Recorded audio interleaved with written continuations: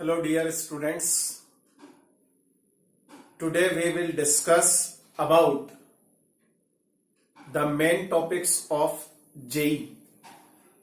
This video will only for the students who are appearing in JEE.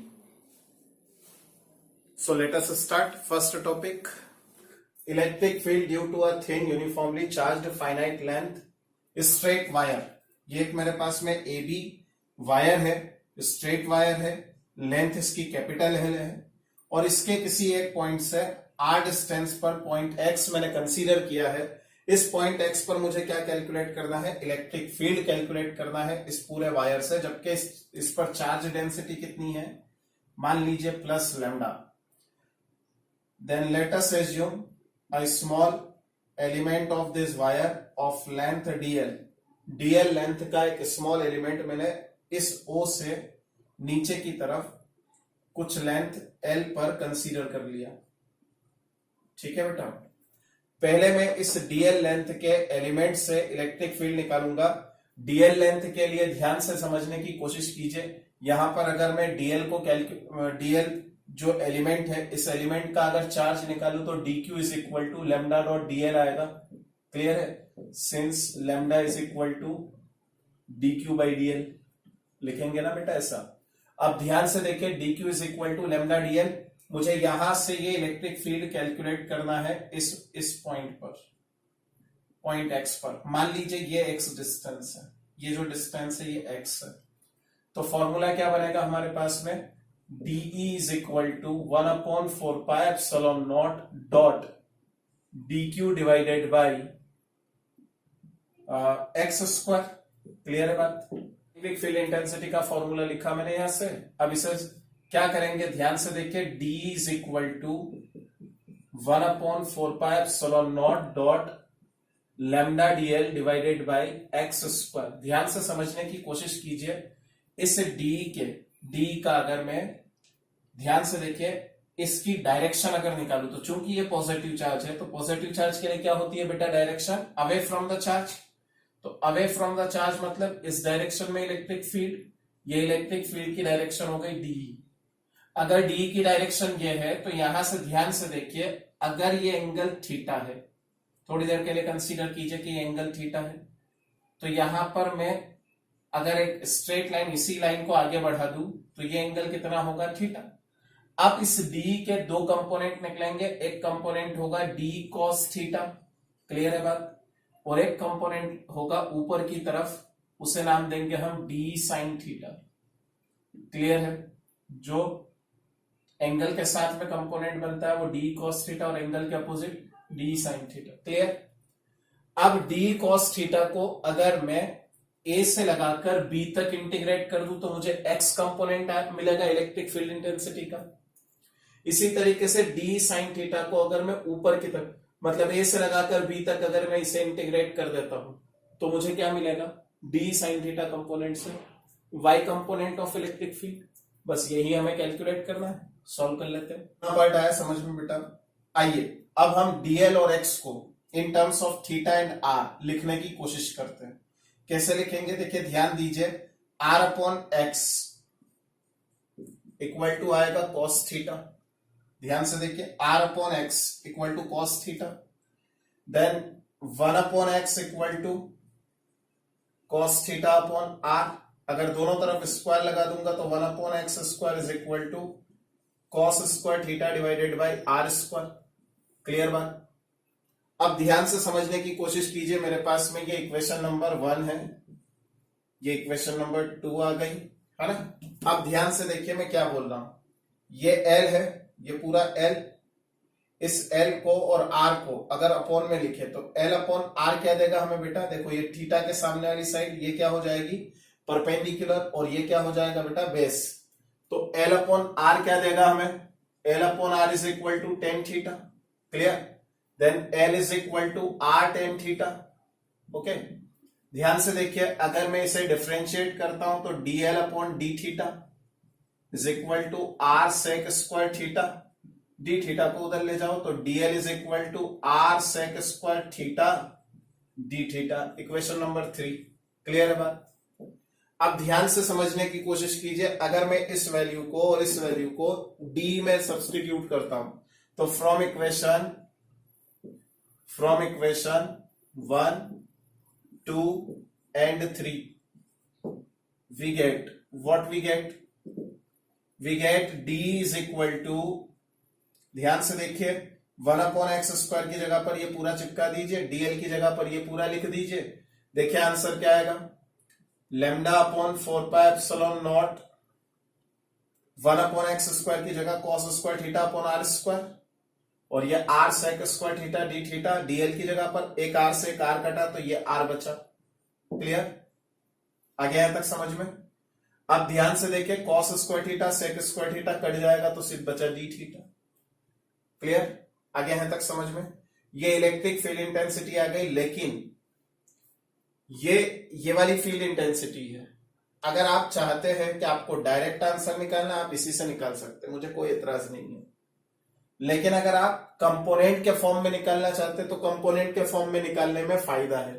क्या फायदा है कि जब अगले क्वेश्चंस में आपको आगे सॉल्व कराऊंगा तो उन क्वेश्चंस में आपको कंपोनेंट से ही सॉल्व करना है, तो सिंपल तरीके से इसे सॉल्व करने की कोशिश करते हैं। इक्वेशन नंबर 4, इस इक्वेशन 4 के बाद हम इसका x कंपोनेंट लिखेंगे इस d का, और इस d का y कंपोनेंट लिखेंगे, मतलब dx इक्वल टू कितना आ जाएगा बेटा, dx equal to d cos theta. देखिए ये रहा, तो d cos थीटा मतलब λ/4πε0 r cos theta d theta. Clear है बात। इसी तरीके से dy क्या आएगा बेटा, dy आएगा λ/4πε0 r sin theta d theta. अब अगर मैं इन दोनों को इंटीग्रेट करके लिख देता हूं, कहां से कहां तक इंटीग्रेट करूं, a से लगाकर b तक, यानी नीचे की तरफ इस OX के नीचे की तरफ जो एंगल बनेगा वहां से लगाकर ऊपर तक के एंगल पर अगर मैं इसे इंटीग्रेट करूंगा तो x कंपोनेंट आएगा इलेक्ट्रिक फील्ड का, नेट इलेक्ट्रिक फील्ड का, और अगर मैं इसे इंटीग्रेट करूंगा तो y कंपोनेंट आ जाएगा इलेक्ट्रिक फील्ड का। क्लियर है बात, इसे सॉल्व कर लेते हैं आगे। Now x component of net electric field कैसे निकालेंगे बेटा, नेट इलेक्ट्रिक फील्ड का x कंपोनेंट। ध्यान से देखिए, Ex equal to integration dEx, पूरा dEx चिपका दीजिए। Ex इक्वल टू इंटीग्रेशन, कहां से कहां तक इंटीग्रेट करेंगे बेटा, अब आप यहां से समझने की कोशिश कीजिए। मान लीजिए इस एंड पर ये जो एंगल बनेगा, यहां तक का एंगल, ये एंगल मान लीजिए ये -φ1 नीचे की तरफ है इसलिए नेगेटिव ले लिया, और ये वाला जो एंगल बनेगा ये कंसीडर कर लिया मैंने +φ2। तो φ1 से लगाकर φ2 तक इसे इंटीग्रेट कर दूं। ध्यान से देखिए, -φ1 to +φ2 λ/4πε0 r cos theta d theta. ध्यान से समझने की कोशिश कीजिए, ये λ/4πε0 r, ये तो कांस्टेंट टर्म है ना। देखिए लैम्डा जो है वो यूनिफॉर्मली चार्ज्ड डिस्ट्रीब्यूशन है, इसलिए कांस्टेंट है। 1/4πε0 की वैल्यू 9 × 10⁹ कांस्टेंट होती है। ये r जो है ये फिक्स्ड डिस्टेंस है, तो cos थीटा ही बचा, cos थीटा का इंटीग्रेशन कर लेते, तो Ex equal to λ/4πε0 r as it is, cos theta का इंटीग्रेशन आएगा sin थीटा फ्रॉम -φ1 टू +φ2। इसे और सॉल्व करके लिखिए, Ex इक्वल टू आएगा λ/4πε0 r sin φ2 माइनस sin -φ1। देखिए upper limit minus lower limit है ना, इंटीग्रेशन जब डेफिनेट ऑर्डर का होता है, मतलब लिमिट वाला इंटीग्रेशन होता है, तो यही करते हैं ना, upper limit minus lower limit. अब चूंकि साइन फंक्शन जो होता है वो तो कैसा फंक्शन है, ऑड फंक्शन है, और ऑड फंक्शन अपना नेगेटिव साइन बाहर निकाल देता है, यानी साइन अपना नेगेटिव साइन बाहर निकालेगा, ये वाला नेगेटिव साइन बाहर आएगा तो minus minus plus sin φ1। Clear, ये हमारे पास में x component of electric field आ गया। क्लियर है बात, इतना आया समझ में। अब ध्यान से देखिए, y component of electric field के लिए आप इसे इंटीग्रेट करेंगे। जब आप इसे इंटीग्रेट करेंगे तो इसी मेथड को लगाकर जब आप इसे सॉल्व करने की कोशिश करेंगे y कंपोनेंट निकालने के लिए EY, तो जो y कंपोनेंट आएगा यानी EY आएगा वो क्या आएगा, देखिए ध्यान से समझ लीजिए, मैं समझा देता हूं। लेमडा अपॉन 4πε0 r, यहां पर आएगा cos phi 1, देखिए यहां पर phi 1 बाद में था, मैं पहले लिख रहा हूं cos phi 1, फिर आएगा यहां पर माइनस cos phi 2। क्लियर है बात? ये आएगा हमारे पास में y कंपोनेंट। क्लियर? कॉपी कर लीजिए। तो बच्चों यहां तक अपना एक टॉपिक कंप्लीट हो जाता है। हमने यहां पर x कंपोनेंट निकाल लिया, y कंपोनेंट निकाल लिया इलेक्ट्रिक फील्ड इंटेंसिटी का। इसके आधार पर हम नेट इलेक्ट्रिक फील्ड निकाल सकते हैं। इसके आगे आई कैप लिख दीजिए, इसके आगे जे कैप लिख दीजिए, दोनों को ऐड करके आप लिख सकते हैं बड़ी आसानी से। खैर, अगर मान लीजिए मेरे पास में चार्ज का डिस्ट्रीब्यूशन ऐसा हो कि ये जो वायर है, ये वायर पूरी लेंथ L, लेकिन इसकी लेंथ L के हाफ पर, यानी इसके परपेंडिकुलर बाइसेक्टर पर मैं पॉइंट मार्क करूं r डिस्टेंस पर, पॉइंट x। इसकी लेंथ कितनी थी? A B। सेम यही क्वेश्चन है, बस क्या किया हमने, यहां पर नेट इलेक्ट्रिक फील्ड निकालना है। अब आप समझने की कोशिश कीजिए। इसको समझने के लिए या तो आप ये याद रख लीजिए पूरा डेरिवेशन जो मैंने आपको पढ़ाया, या आप इस तरह से समझ सकते हैं कि अगर मैं यहाँ पर कोई भी एक कंपोनेंट जितने डिस्टेंस पर लेता हूं उतनी डिस्टेंस पर ऊपर की तरफ, उतनी डिस्टेंस पर दूसरा कंपोनेंट लिया, तो यहां से जो x कंपोनेंट मिलेगा और इसके लिए जो x कंपोनेंट मिलेगा वो दोनों तो ऐड होंगे, लेकिन इसका जो y कंपोनेंट होगा वो ऊपर की तरफ, इसका y कंपोनेंट नीचे की तरफ, यानी y कंपोनेंट एक दूसरे को कैंसिल करेंगे। Net electric field y component का 0 हो जाएगा। Only we get only x component. Clear है? ये मैंने आपको बोलकर समझा दिया, इसलिए बोलकर समझा दिया क्योंकि इसी से मैं आपको आगे एक्सप्लेन करने वाला हूं। ध्यान से समझिए कैसे करेंगे। अगर मैं यहां पर कुछ एंगल कंसीडर करता हूं, मान लीजिए मैंने यहां पर फाई का एंगल कंसीडर किया, तो क्या परपेंडिकुलर बाइसेक्टर होने की वजह से यहां पर भी एंगल फाई नहीं हो जाएगा? होगा ना एंगल फाई, क्योंकि ये तो परपेंडिकुलर बाइसेक्टर है ना। परपेंडिकुलर बाइसेक्टर के किसी भी पॉइंट से अगर आप मार्क करेंगे, यहां पर ये पॉइंट परपेंडिकुलर बाइसेक्टर पर कहीं भी मार्क करेंगे, तो जो ट्रायंगल बनेगा वो ट्रायंगल कैसा बनेगा? आइसोसेलेस ट्रायंगल, है ना। और ये परपेंडिकुलर बाइसेक्टर है, मतलब ये मीडियन बन जाएगा और इसी का एंगल बाइसेक्टर बन जाएगा। ये छोटी छोटी चीजें 9th 10th में आपने मैथ्स में पढ़ी है। खैर कोई बात नहीं, आप ध्यान से समझिए। अगर ये एंगल भी फाई, ये एंगल भी फाई, तो आप यहां पर क्या करेंगे, फाई 2 की जगह पर और फाई 1 की जगह पर फाई लिखेंगे और आंसर लिखेंगे। देखिए एक्स कंपोनेंट इसका क्या आ जाएगा, ये क्या है, कहां पर है ये point? At perpendicular bisector. Clear है बात?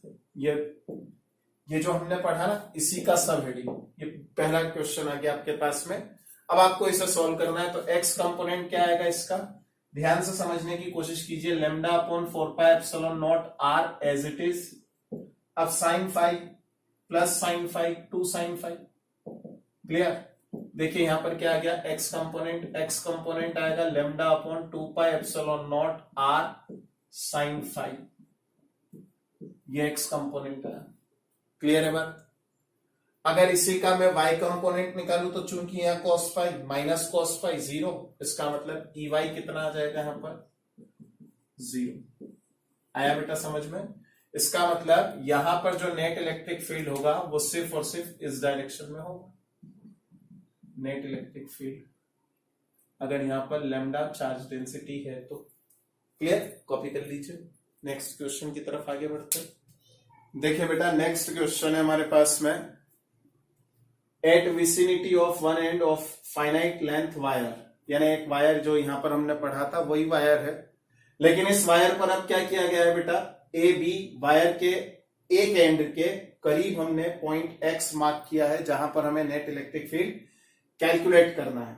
ठीक है, तो इसके लिए क्या करेंगे, देखिए अगर ध्यान से देखें हम, तो नीचे की तरफ जो बनने वाला एंगल था उसे हम कह रहे थे फाई 1, लेकिन फाई 1 यहां पर 0 हो चुका है। आप समझ सकते हैं नीचे तो कोई कुछ है ही नहीं, वायर ही नहीं है नीचे तो। और ऊपर की तरफ यहां पर जो वायर है इसके लिए एंगल कौन सा हो जाएगा, फाई 2, और फाई 2 एंगल को मैं फाई कंसीडर कर लू।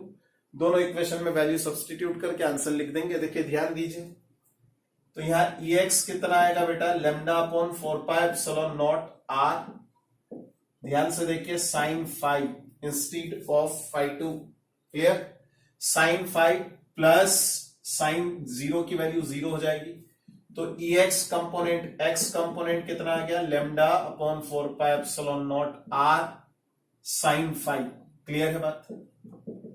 ये हमारे पास में net electric field along X direction आ गया, ये एक्स एक्सिस की डायरेक्शन में नेट इलेक्ट्रिक फील्ड आ गया, ठीक है।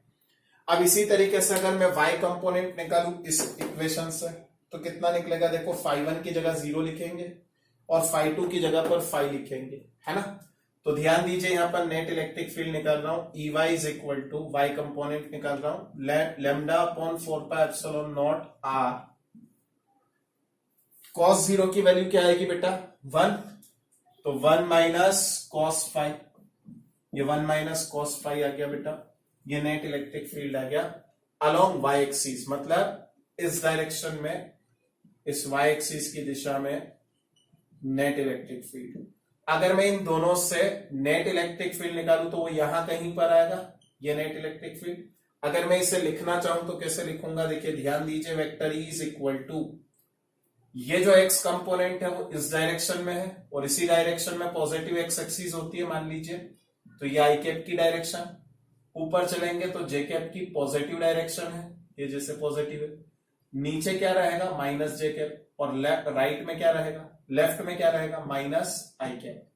तो फिलहाल हम x को कैसा लेंगे, पॉजिटिव, ये देखिए EX पॉजिटिव लेंगे ना, तो लेमडा अपॉन 4πε0 R, ये तो कॉमन है, दोनों में कॉमन ले लिया, साइन 5 आई कैप माइनस, अब चूंकि जे कैप की डायरेक्शन में है, माइनस जे कैप की डायरेक्शन में है EY, इसलिए माइनस लिखा, 1 माइनस cos 5 जे कैप, दोनों को मिलाकर के लिखना है, दोनों पे आई कैप और जे कैप के कंपोनेंट के साथ में ऐड करना है, कर दिए, ये नेट इलेक्ट्रिक फील्ड आ गया बेटा हमारे पास में, क्लियर, कॉपी कर लीजिए। देखिए जिस टॉपिक के लिए इतना पूरा डिस्कशन हुआ है वो मोस्ट टाइम पे टॉपिक अब आपके सामने बोर्ड पर है। इनफाइनाइट लेंथ वायर है, यूनिफॉर्म चार्ज डिस्ट्रीब्यूशन है, and at vicinity of one end, ये इनफाइनाइट लेंथ का वायर, यूनिफॉर्म चार्ज डिस्ट्रीब्यूशन, इसके एक एंड पर कहीं पर अगर मैं नेट इलेक्ट्रिक फील्ड कैलकुलेट करना चाहूं तो कैसे कैलकुलेट करूंगा, जो टॉपिक आपको पहले पढ़ाया गया है बस इसी टॉपिक से फटाफट आंसर निकालेंगे, देखिए कैसे। तो ध्यान दीजिए यहां पर भी चार्ज डेंसिटी लेमडा ही है, अब इसके दो कंपोनेंट निकलेंगे, यहां पर निकलेगा EX और यहां पर निकलेगा EY। पहले हम इन दोनों कंपोनेंट को अलग अलग कैलकुलेट करेंगे और उसके बाद आगे की कार्यवाही आगे हम सॉल्व करेंगे, ध्यान से समझने की कोशिश कीजिए कैसे। फिर से देखिए यहां पर अगर मैं नीचे की तरफ बात करूंगा तो ये जो φ1 है मेरे पास में ये तो 0 है, और अब आप ध्यान से समझने की कोशिश कीजिए, जैसे ये यहां पर मैं इस पॉइंट पर अगर मैं बात करूं, इस पॉइंट पर, तो ये यहां पर इस पॉइंट पर ये एंगल φ2 की मैं बात कर रहा हूं, जैसे जैसे जैसे जैसे मैं ऊपर उठाते जाऊंगा ये एंगल बढ़ता जाएगा, है ना। अब आप सोचिए यहां पर इंफिनिटी की बात चल रही, तो इंफिनिटी के लिए ऑलमोस्ट कैसा हो जाएगा ये एंगल, ये ऑलमोस्ट हो जाएगा 90 डिग्री, यानी जो φ2 होगा वो अप्रोक्सीमेटली इक्वल हो जाएगा किसके, 90 डिग्री के। बस अब क्या करना है, तो सिंपल क्वेश्चन है, फटाफट सॉल्व करते हैं। देखिए ध्यान दीजिए, EX इक्वल टू कितना आएगा, EX equal to lambda upon 4πε0 R, ध्यान से देखिए ये 0 लिखा हमने, साइन 0 की वैल्यू यानी φ1 की जगह 0 लिखेंगे तो 0, साइन 90 की वैल्यू क्या आएगी बेटा, साइन π/2 या sine 90, then EX equal to कितना आ जाएगा, लेमडा अपॉन 4πε0 R, क्लियर है बात। ये X कंपोनेंट आ गया जो इस डायरेक्शन में है। अब Y कंपोनेंट निकालते हैं, तो Y कंपोनेंट में EY इज इक्वल टू क्या आएगा बेटा, लेमडा अपॉन 4πε0 R, इसके साथ में क्या लिखा है देखिए, cos φ1, cos φ1 मतलब cos 0 की वैल्यू मतलब 1, ये 1 माइनस cos 90 की वैल्यू 0 होती है, ये 0, यानी आंसर क्या आ गया, E Y is equal to lambda upon 4πε0 R. Clear है बात?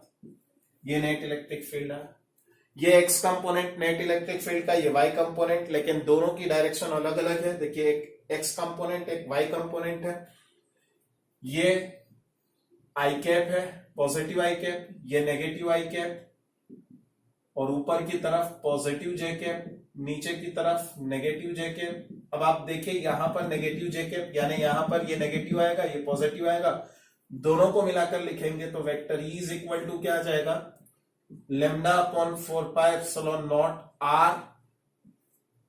ध्यान से देखिए, I cap minus J cap. Clear है बात?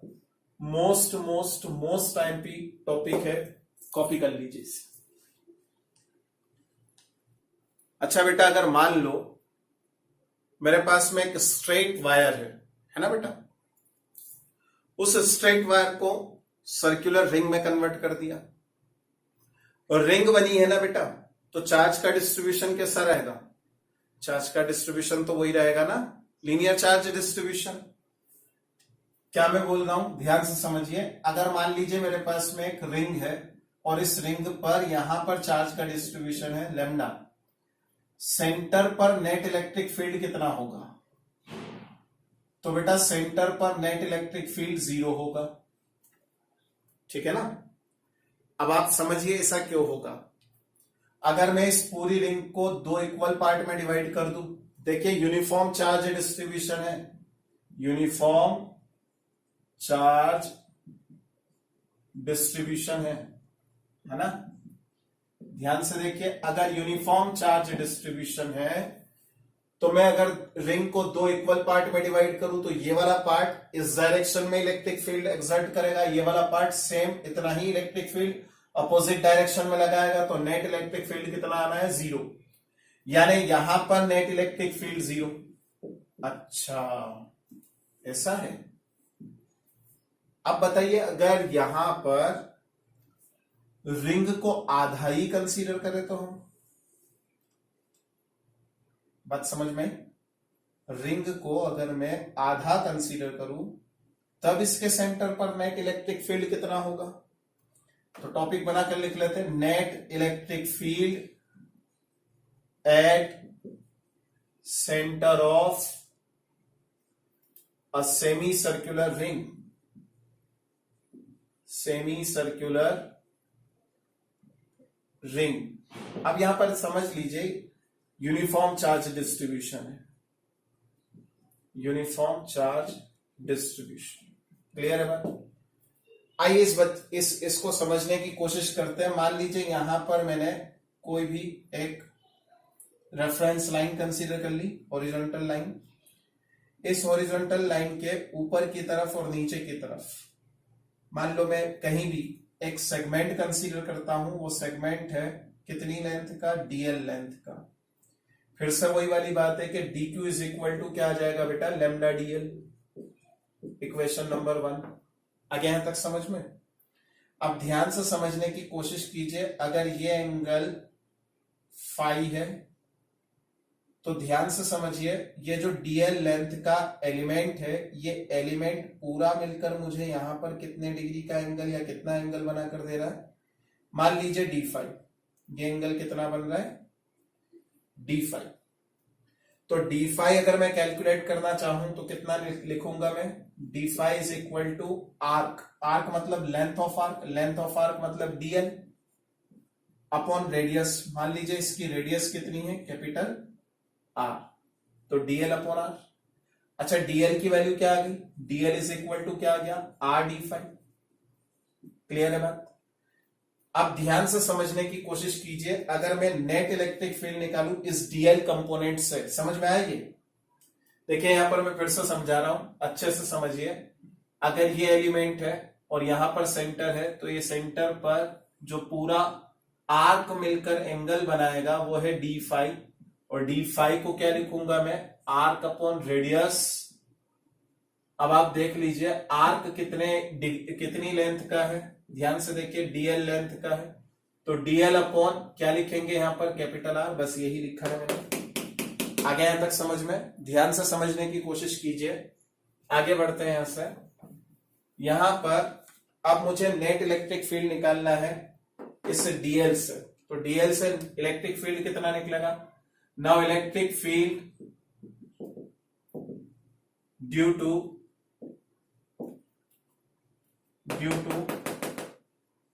एलिमेंट डीएल, एलिमेंट या सेगमेंट डीएल, डीएल लेंथ का जो हमने सेगमेंट कंसीडर किया था ना बेटा, इस डीएल लेंथ के सेगमेंट से हमने इलेक्ट्रिक फील्ड कैलकुलेट करना है, ये वाला है ना। तो कैसे निकालेंगे इसके लिए?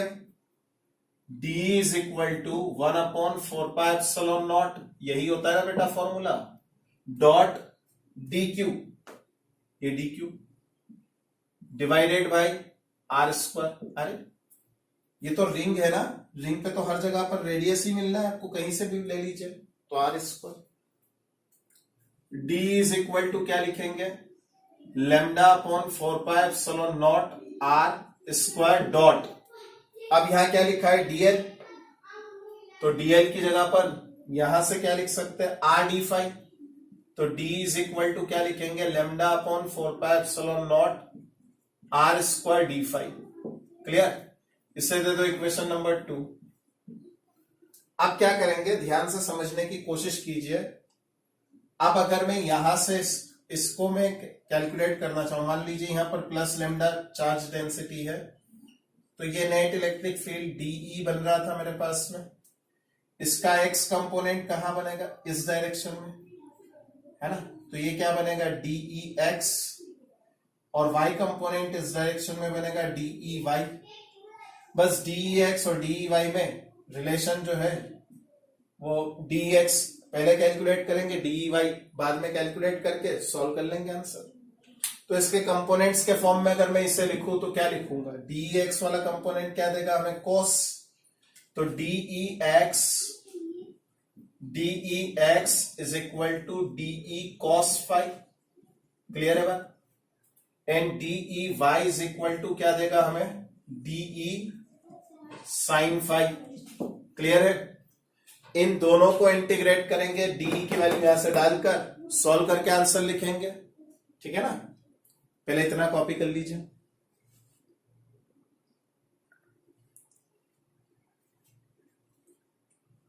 तो देखिए बच्चों, यहां तक आने के बाद में हम क्या करेंगे? एक्स कंपोनेंट निकालने के लिए इंटीग्रेट करेंगे। इंटीग्रेशन कहां से कहां तक? -π/2 से +π/2 तक। क्यों -π/2 से +π/2 क्यों? ध्यान से समझिए, ये सेमी सर्कुलर रिंग है, ये इसका डायमीटर है ना। ये 90 डिग्री का एंगल, ये भी 90 डिग्री का एंगल।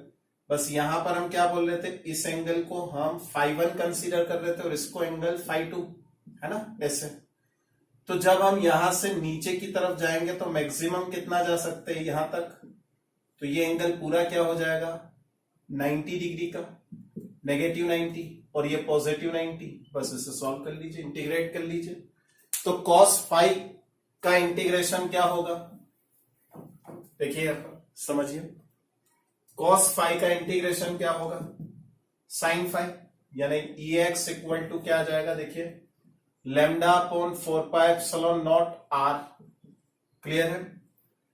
sin फाई -π/2 टू +π/2, यानी EX आएगा यहां पर λ/4πε0 R sin π/2 की वैल्यू 1, है ना। 1 माइनस साइन -π/2, साइन अपना नेगेटिव साइन बाहर निकालेगा तो नेगेटिव नेगेटिव पॉजिटिव हो जाएगा, है ना।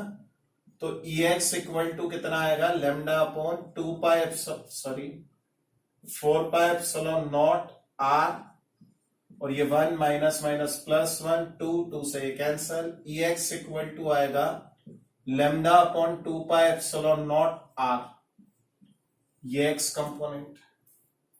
अब भाई वाई कंपोनेंट भी अगर आप कैलकुलेट करके देखना चाहते हैं तो बिल्कुल देखिए, cos -π/2 से +π/2 तक अगर लिखा जाएगा, यहां sin फाई आएगा, यहां पर cos आ जाएगा। cos आएगा तो -π/2 से +π/2 तक जाएगा। cos π/2 की वैल्यू 0, cos -π/2 की वैल्यू भी 0। इसका मतलब y कंपोनेंट क्या आना है? y कंपोनेंट 0 आएगा। क्लियर है बात? आ गया ये समझ में? इसका मतलब सिर्फ x कंपोनेंट बचेगा, y कंपोनेंट नहीं रहेगा इस केस में, सेमी सर्कुलर रिंग के केस पे। आ गया है तक समझ में? आप चाहे तो कॉपी कीजिए इसे। तो बेटा ये क्वेश्चन समझ में आए? ये उस वक्त 2010 में AIEEE हुआ करता था, जेई नहीं होता था। 2010 में आ चुका है ये क्वेश्चन। आइए अब आगे बढ़ते हैं। एक और क्वेश्चन है आज इस लेक्चर का लास्ट क्वेश्चन, जिसमें मैं अब आपको 2012 में एक क्वेश्चन आया था वो भी सिखा रहा हूं। ठीक है? मान लीजिए आपके पास में एक यू शेप इस तरह से अरेंजमेंट दे रखा है वायर का, इस तरह के दो पैरेलल वायर्स है और उसको बॉटम से उसी वायर को ऐसे बेंड करके एक सेमी सर्कुलर रिंग बना दी गई। पूछा गया था कि यहां पर नेट इलेक्ट्रिक फील्ड कितना होगा इस पॉइंट पर। ये जो पॉइंट है ये इसका सेंटर है, इस सेमी सर्कुलर रिंग का सेंटर है, और ये इनफाइनाइट लेंथ के दो वायर है। ठीक है? अब आपको निकालना था कि यहां नेट इलेक्ट्रिक फील्ड कितना होगा। देखो बड़े आसानी से इसे कैलकुलेट किया जाए, 2012 में आ चुका है बेटा ये क्वेश्चन। ध्यान से समझने की कोशिश कीजिए, ये बहुत सिंपल सा क्वेश्चन है। अब अगर मैं यहां पर इस वाले वायर को 1 कंसीडर करूं, इसे 2 कंसीडर करूं और इसे 3 कंसीडर करूं, तो पहले मैंने 1 वायर वाले के लिए मैंने अभी थोड़ी देर पहले पढ़ाया था कि अगर हम सेमी इनफाइनाइट जिसे कह सकते हैं या इनफाइनाइट वायर और उसके एक एंड पर अगर मैं पॉइंट कंसीडर करूं तो उसके लिए इलेक्ट्रिक फील्ड इंटेंसिटी क्या होगी, हमने कैलकुलेट कर लिया है। फर्स्ट वाले वायर के लिए मैं डायरेक्ट लिखूंगा आंसर। फॉर फर्स्ट सेगमेंट जो दे रखा है उसका फर्स्ट सेगमेंट, अगर उसके लिए इलेक्ट्रिक फील्ड निकालूं तो E1 इज इक्वल टू कितना आएगा, लैम्डा अपॉन 4πε0 R। देखिए यहां से यहां तक की लेंथ कितनी कंसीडर करूंगा मैं, ये डिस्टेंस R, ये भी डिस्टेंस R। क्लियर है ना बात? समझिए। और यहां पर लिखा था हमने आई कैप माइनस जे कैप। अब थोड़ा सा वीडियो को रिवाइंड करके देख सकते हैं। अच्छा, अगर मैंने आई कैप माइनस जे कैप लिखा है ना, तो किस डायरेक्शन में था ये? देखिए इसका एक्स कंपोनेंट, इसका वाई कंपोनेंट, यानी इस डायरेक्शन में कहीं पर, ये E1। क्लियर? अब इसी तरीके से मैं सेगमेंट 2 के लिए अगर बात करूंगा तो सेगमेंट 2 के लिए क्या रहेगा, for segment 2, for second segment के लिए क्या रहेगा, देखिए ध्यान दीजिए, E2 इज इक्वल टू, अब यहां से net electric field x component इस डायरेक्शन में रहेगा है ना, और वाई कंपोनेंट नीचे की तरफ रहेगा। इसका मतलब यहां पर क्या आएगा आंसर, इस वाले वायर के लिए आंसर आएगा आपका इस डायरेक्शन में। ठीक है ना, बात समझिए। यहां पर आएगा lambda upon 4πε0 R as it is. देखिए आई कैप इस डायरेक्शन में चला गया, तो इस डायरेक्शन में चला गया, इसका मतलब माइनस आई कैप, और ये तो माइनस में ही रहेगा, माइनस जे कैप। क्लियर? आ गया यहां तक समझ में?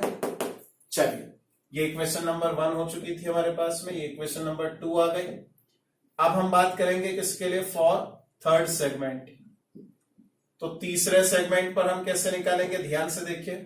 तीसरे सेगमेंट पर सेमी सर्कुलर रिंग, अभी हमने देखा नेट इलेक्ट्रिक फील्ड किस डायरेक्शन में रहेगा, इसके ऊपर की तरफ। ये जो डायमीटर है ना, इस डायमीटर से ऊपर की तरफ नेट इलेक्ट्रिक फील्ड रहेगा E3। ये E1 आया, E2 आया था, है ना, E3 इधर, तो E3 कैलकुलेट कर लेते हैं। देखिए किस डायरेक्शन में आएगा E3 आएगा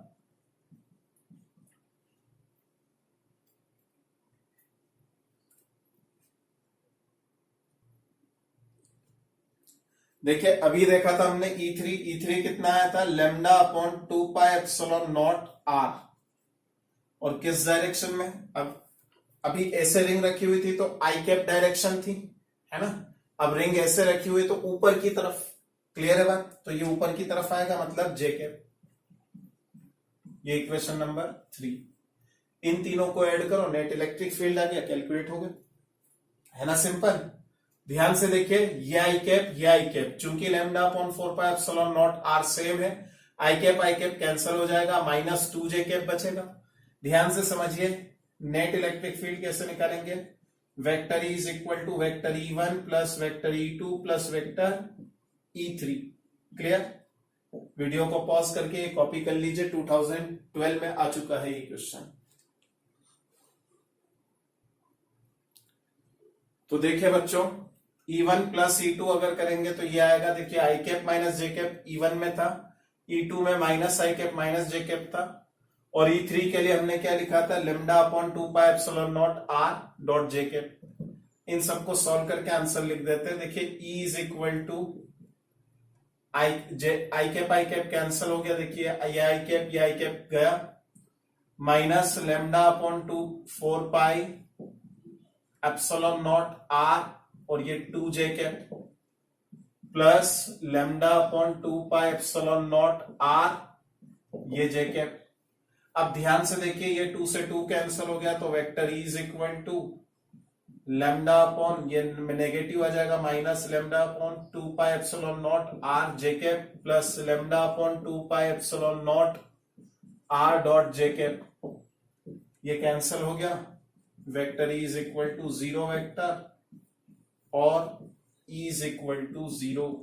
क्लियर है बात? ये फाइनल आंसर है।